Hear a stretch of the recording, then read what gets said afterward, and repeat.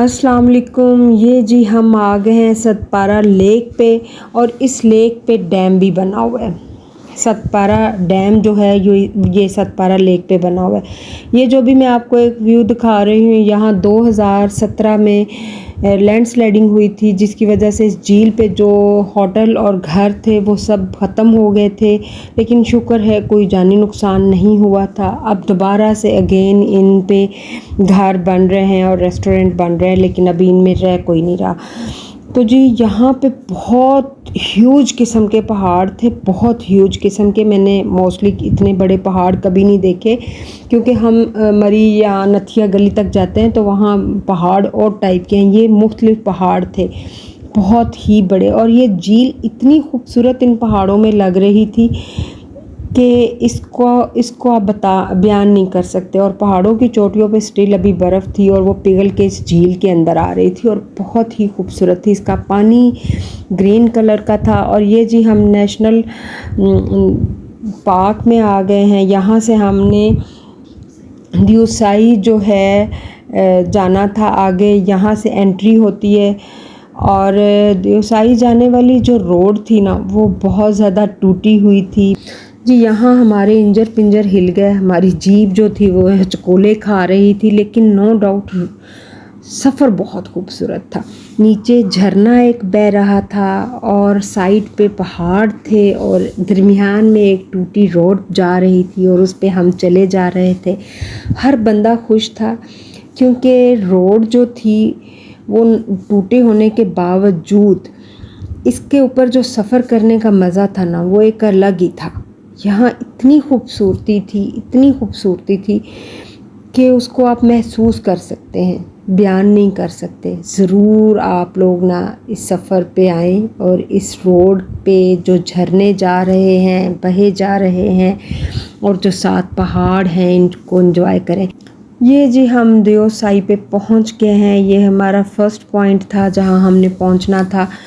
ये बिल्कुल जी हम पहाड़ों की चोटियों के ऊपर खड़े हैं और ये अल्लाह ताला की कुदरत है। और ये बहुत ज़्यादा प्लेन रकबा था और लश ग्रीन।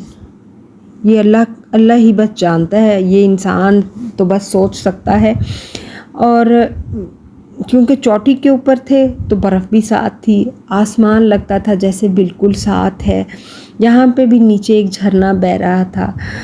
तो मतलब यहाँ रास्ता जितना भी हमने तय किया है उसमें झरना हमारे साथ ही रहा है।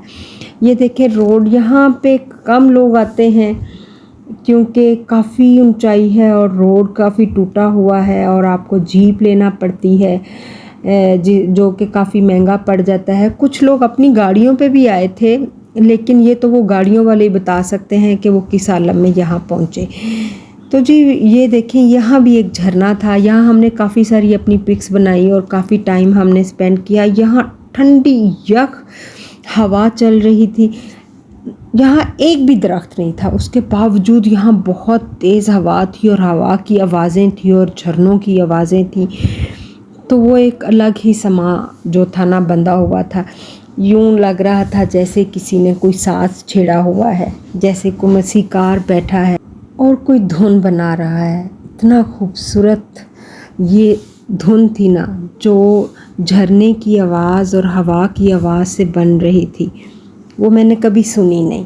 अच्छा, सबसे जो बड़ी बात है ना, यहाँ ऑक्सीजन की कमी थी, जिसकी वजह से पहाड़ों की चोटियों पे आप देखेंगे जहाँ बहुत हाइट पे आप चले जाते हैं ना, वहाँ पे दरख्त नहीं होते, क्योंकि वहाँ ऑक्सीजन की कमी होती है।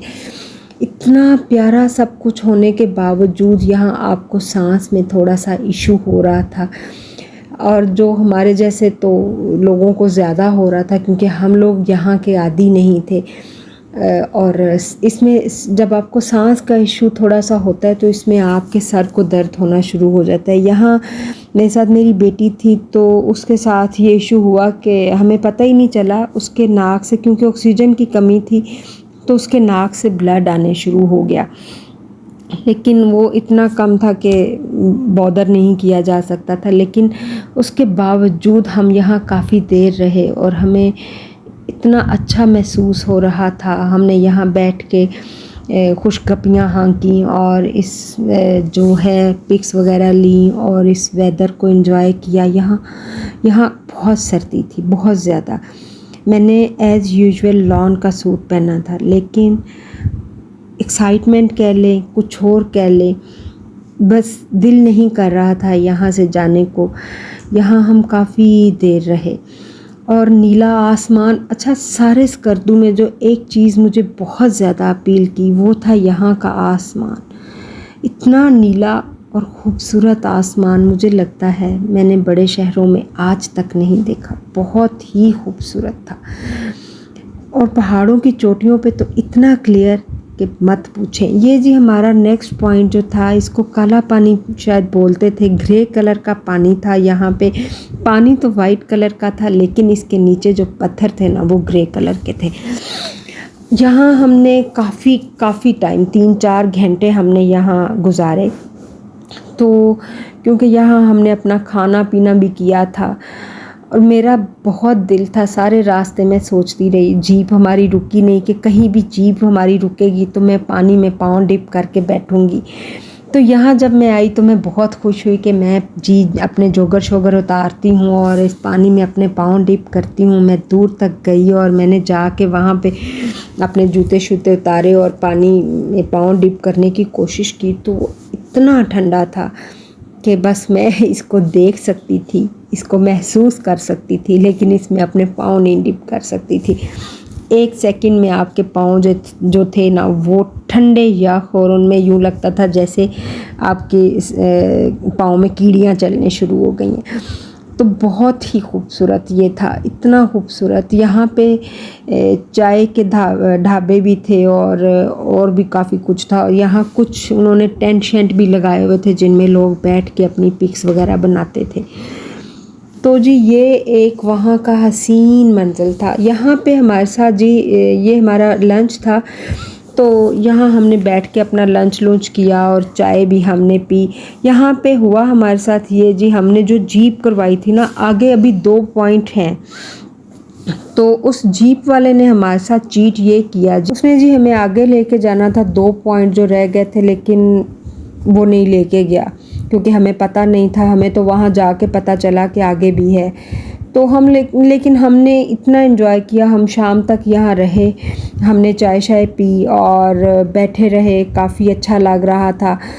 तो उसके बाद हमने निकलना भी था तो हम निकल आए, क्योंकि शाम से पहले आपको ये जो है सफ़र तय भी करना था, क्योंकि रोड टूटी हुई थी और इसको आपने पहुंचना था वहाँ तक, अपने रूम तक। तो बहुत ही खूबसूरत था।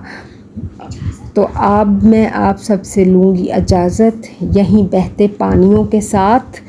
फिर मिलेंगे कल एक नए व्यू के साथ। अल्लाह हाफिज़।